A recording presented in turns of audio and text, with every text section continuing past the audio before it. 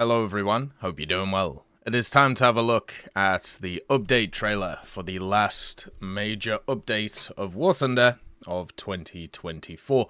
This has come out on a Monday, which is kind of surprising.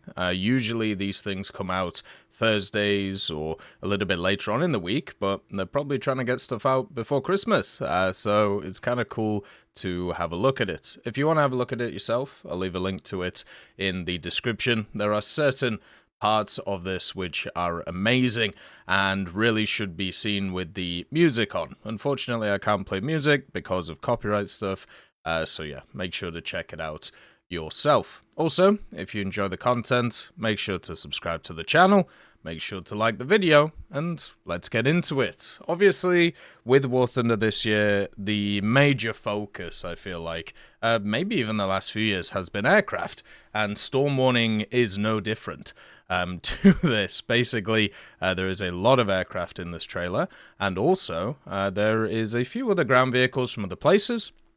For example, you can see here something which has been talked about today. There was actually a dev blog released of this map today, and this is something that is more ground orientated, which is kind of nice to start with. This is Attica, and it's one of the maps that will be coming in the game.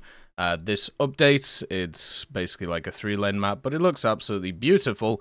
And then we start off with a ground vehicle. The Panzerhaubitze, the boy, the PZH-2000. This is a vehicle I know a lot of people have been looking forward to for many years now in War Thunder. It's an incredibly modern SPH, which is used by Germany. It's one which I feel like is one of the poster boys of the self-propelled howitzers in the world. One of them which has been exported to a bunch of places too, so it is really cool to finally see it get added to the game. And then on top of that, we have some more very much modern technology, which isn't in service right now, at least with the Russians. It's getting repaired, updated, whatever it is. Basically, it's the Admiral Kuznetsov, which is an aircraft carrier, which has the wonderful lip on the front of it that you can see up there, so it scoops up the plane into it. And on top of that, you also have a vehicle that is sat over here, and that is, of course, the Su-33. The Su-33 is the vehicle which is the navalized version of the Su-27. It's one which was designed to obviously take off from carriers, but since Russia doesn't have an operational carrier right now, it can't really do what it does. It's very similar to, obviously, the Su-27. It was a development from it. Then you obviously have the Su-34 that's also in-game. So you have all of these wonderful machines in. It's going to have a lot of the similar weaponry that the Su-27 and Su-34 has, but also it should have some anti-ship components if they decide to add it. The major thing about this is whether this carrier actually makes it into the standard battles, or if it's just kind of a test drive vehicle that you can take the Su-33 off. I hope it does make it into battles. You know, these models are beautiful, and you just don't really see them a lot around the place. And there is the Su-34, before we get on to the Rodney. The Su-34 in itself, let's just see if we can find it again. As I said, it should have very similar weaponry to what you see from other places. So you have what looks like kind of standard missiles here. Maybe they're new. I'm not fully up to date with what's been going on with a lot of the Soviet weaponry, but it has probably the same amount of pylons as the Su-27 and also the Su-34, which, to be honest, is quite a lot. Then we have this, the Rodney. So I'm pretty sure this is the HMS Rodney. I might be wrong about this, but the Rodney was a Nelson-class battleship, and you can see actually the secondary armaments that are sat on the side there. This was a post-First World War battleship that was built by the British, and then on top of that, it did serve during the Second World War, so they ended up updating it quite a lot, but it's basically a 16-inch gun battleship, so should be really nice. I don't think it was used by anybody else. This wasn't one of those which was given to the Soviets or anything, so yeah, it should just be the Rodney coming in. I don't know if there's any other ships called Rodney around that era, but this one at least looks like the Nelson class battleship, so I'm pretty sure it's just that one. So Britain top tier, getting something quite juicy, which is quite cool. And then we have this kind of like little bit here. I feel like it's trying to do the whole Maverick thing from the movies, where he's obviously trying to work out how to fly and see it in his brain, kind of like Luke from Star Wars. And then we get the good old big reveal. And you can, if you really want to zoom in, you can see all the weapon systems of the vehicles that are around here. The vehicle here has a fantastic intro into the update trail. You can see it within like a millisecond they show it. Isn't that crazy? Or you have to like go frame by frame. There you go. So you have AIM-9Ls on obviously some twin engine machine. Looks like either AIM-120s or something similar, and then also some big old things. What are these over here? That's kind of fun.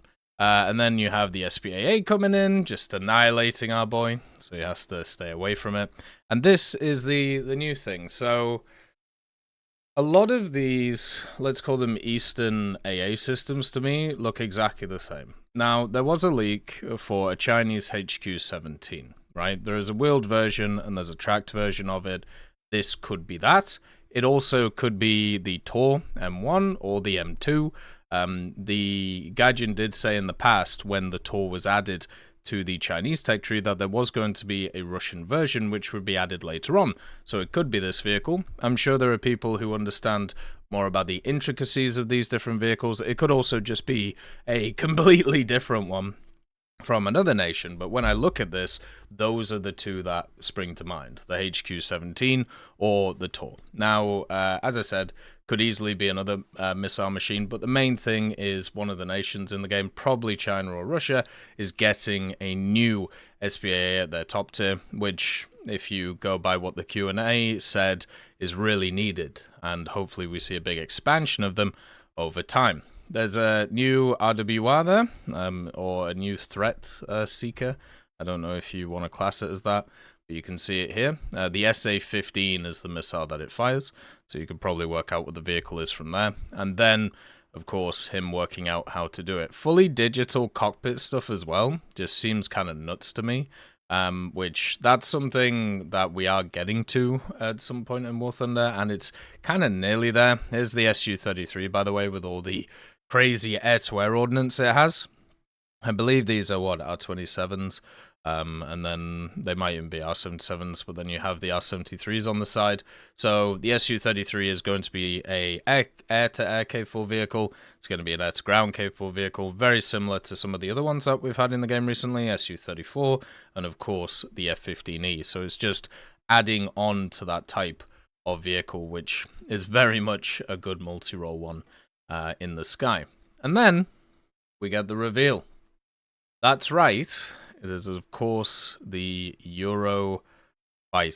Something which was leaked a little bit ago, but I still think is really hypey to come into the game.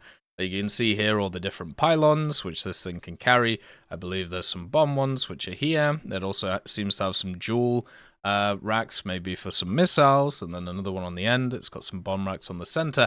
So it looks like the Typhoons are going to come in with multiple pieces of ordnance. They're not just going to be an air-to-air vehicle. They are going to be a bunch of others, and you can see it here. So you have the air-to-ground ordnance, you have some bombs, and then you have some missiles on the outer bit, and of course the dual engine setup too.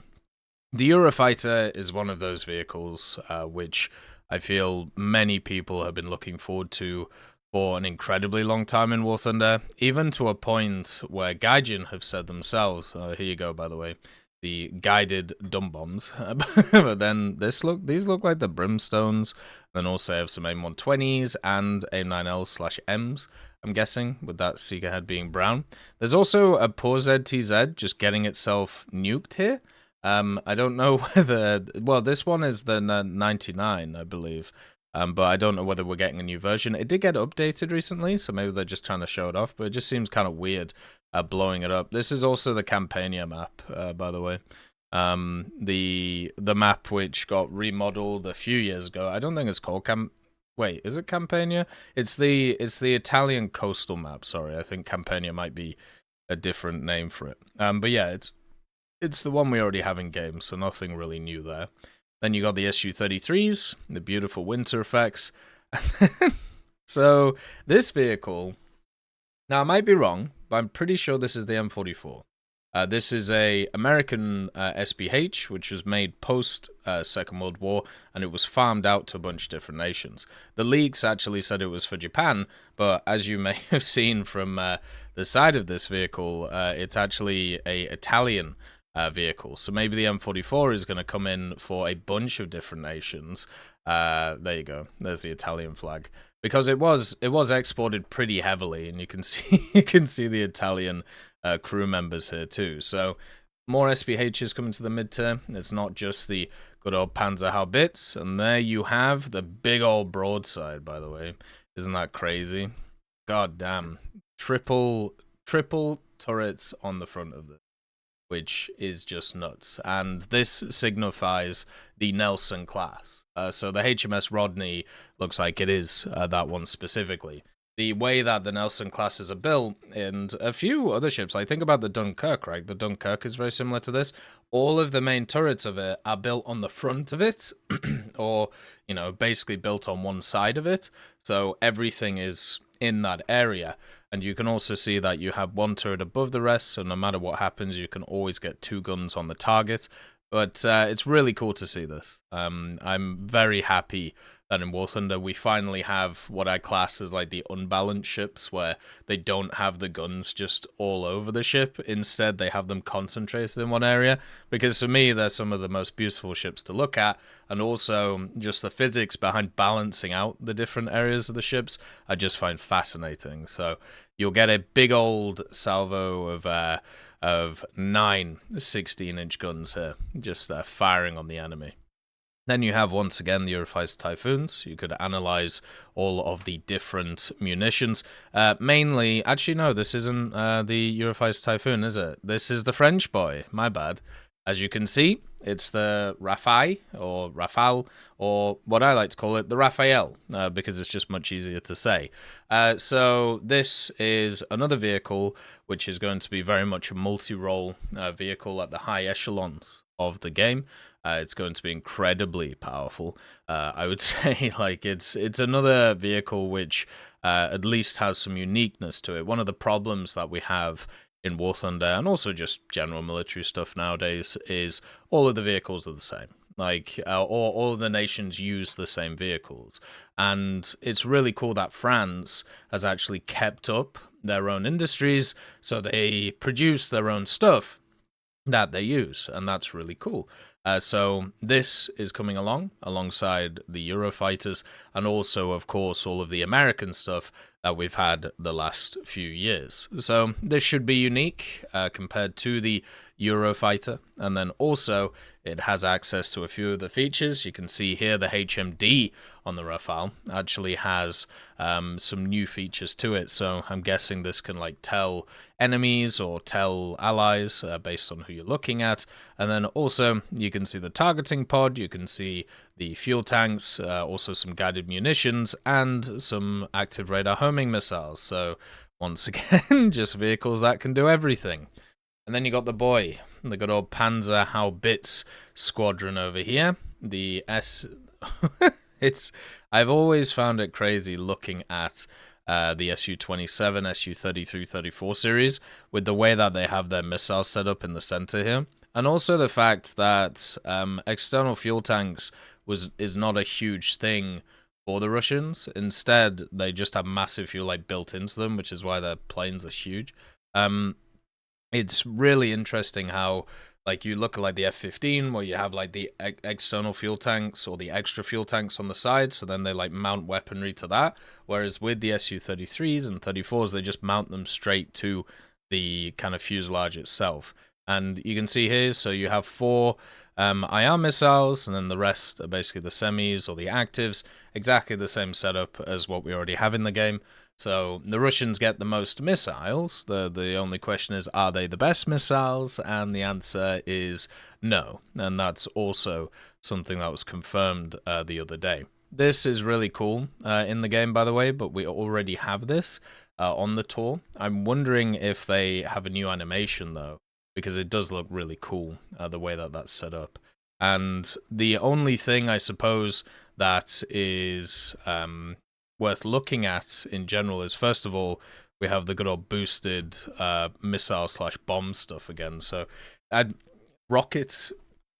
One of the problems I have with not just modern weaponry, but also World War II weaponry, is how different things are categorized. Like, you can have a look at this, and this could be a rocket-assisted bomb, it could be a missile, which is what a rocket-assisted bomb is, or it could be just seen as a guided bomb with some propulsion. So, depending on who you ask, I'm sure it's going to be completely different, but also, I don't think we've seen this model in the game before.